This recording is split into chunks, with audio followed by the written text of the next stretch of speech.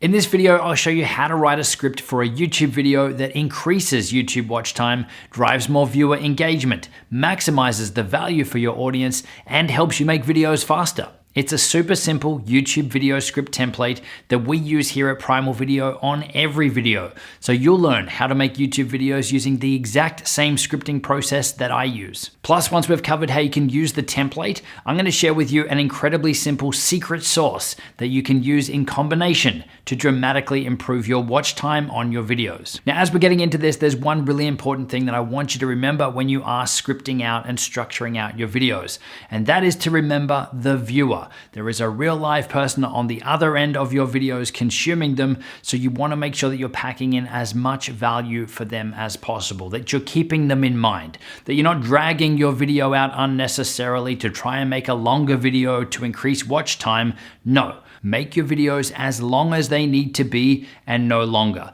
That means that if it takes you 5 minutes to give your viewer everything they need, then make a 5-minute video. If that's 20 minutes, then make it 20 minutes. But come from that place of what does the viewer need, what do they expect, what do they want from this content, and give them that. They're gonna see straight through it, or they're gonna lose interest if you're just padding a video out unnecessarily. So this is our video script structure. The first thing you wanna do, most important, is to hook the viewer in immediately. Don't worry about introducing yourself and who you are and about your channel or asking them to subscribe or any of that stuff. You need to hook the viewer in. Let them know that your video is the one for them, that they're in the right place. And you want to do that immediately so that people will start to relax into your content and not wonder if they should have clicked one of the other videos that YouTube was presenting for them. And you can do that with an example like this. In this video, I'm going to share with you the top 5 video editing apps on iOS to help you decide which is the best one for you. That's it, short and sweet, just letting them know what the video is about. Now from there is when we move into our intro. And this is where you can introduce yourself, introduce your channel, introduce more about the topic and how the video is going to be presented. So an example of an intro line that we've used a lot on this channel is, hey, it's Justin Brown here from Primal Video, where we help you grow an audience and scale your revenue with online video. So that's a quick introduction to me and to our channel. Now from there, that's where I will share a little bit more about the topic of the video and how the content is going to be presented. So that's where I'd say something like, so if you've ever looked for video editing apps on iOS,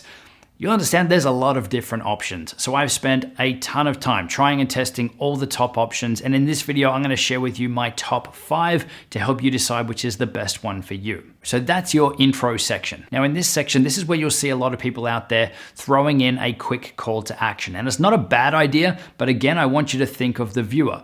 How many times have you just clicked on a video and very early on in the video, you've been told to smash the like button, hit the subscribe button, ring the notification bell so you don't miss anything.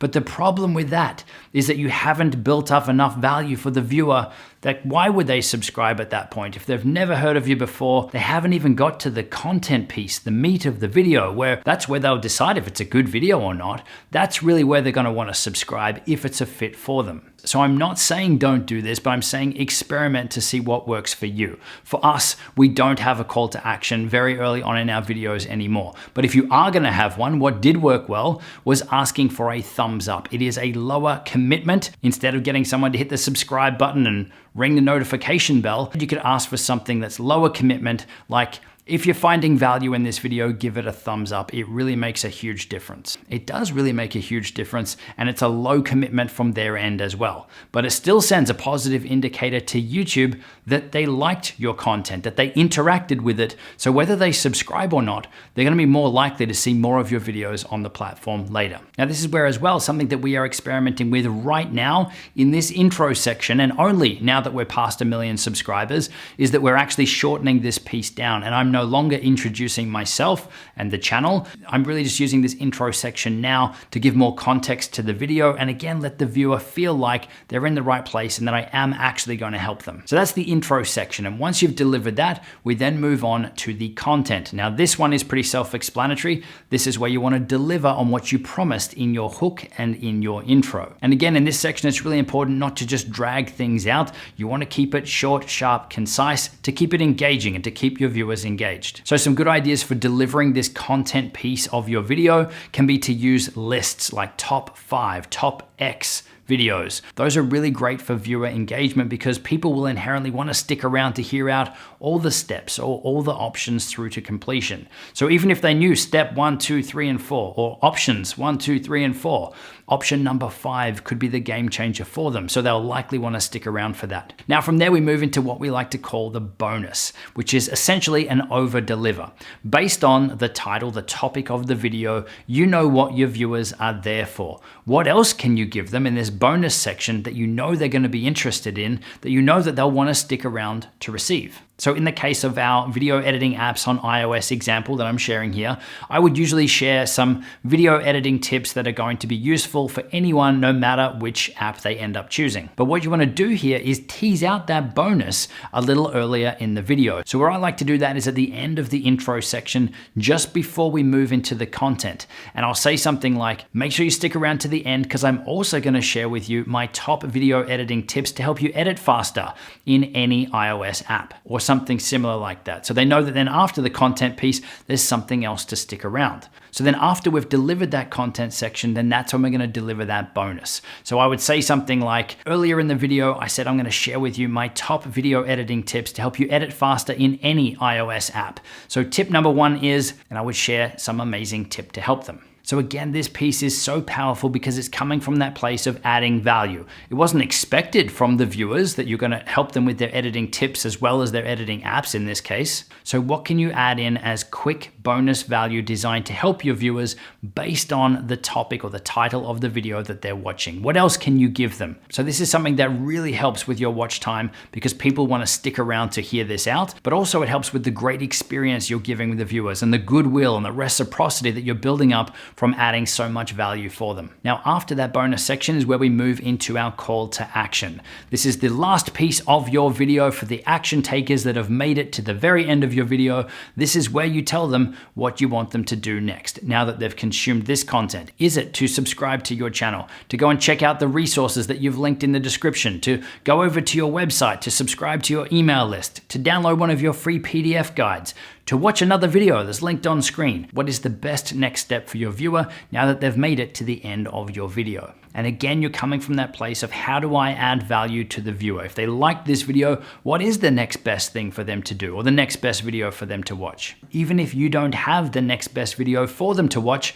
then link them to another channel that does. It's obviously got to be a good video that you're linking them to, but this can help your channel grow because you're creating these ties between your video and another video, and YouTube's gonna see that if people do make it to the end of your video, they click on what you've recommended, they go over and watch another video, that YouTube's gonna see that the audience is similar. So it could be that your video might start to show up off the back of their videos and vice versa. It's more information that you're providing YouTube about the types of content that your channel is producing, but also the types of audience that would like it. Now, earlier in the video, I said I'd also share with you the incredibly simple secret sauce that you can use in combination with this template to dramatically improve your watch time on your videos. And what this is opening loops. And I've actually been doing it throughout this video as well. So an open loop is essentially a statement or a promise, or when you're teasing something out that's going to happen a little later. So we're opening that loop. We're saying something is going to happen.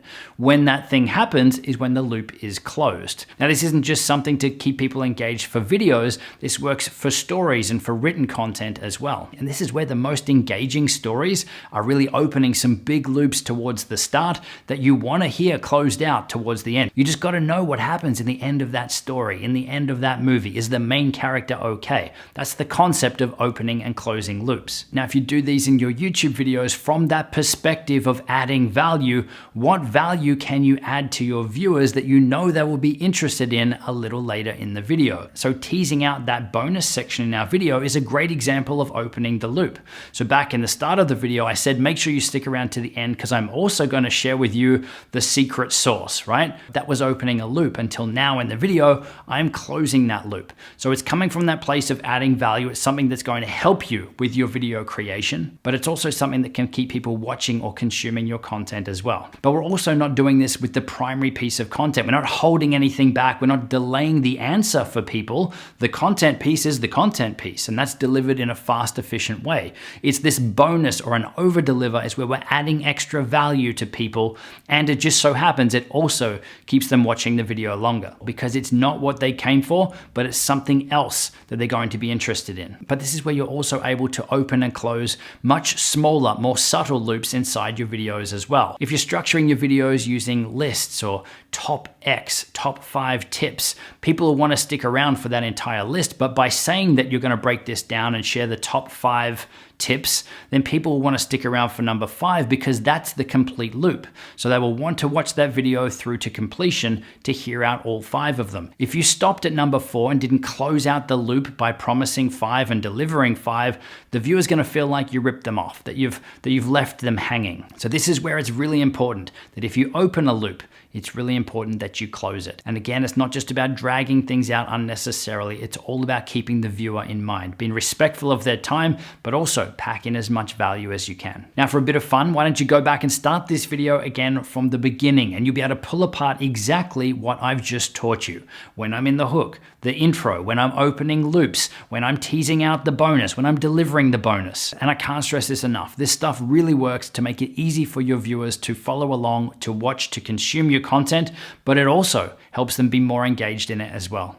Now, having this structure all thought out and in place before you get in front of the camera is actually going to make the filming process easier as well, because there's less mistakes when you're filming because you know what you want to say and when you want to say it, which means that there's less footage to edit, which means faster editing, which means faster video creation. So by following this, you're actually going to speed up your video creation time as well. Now, if you're interested in how we manage our entire video creation process from coming up with ideas to keyword and topic research right through to upload and release, then check out the video that is linked on screen, and I'll see you in there.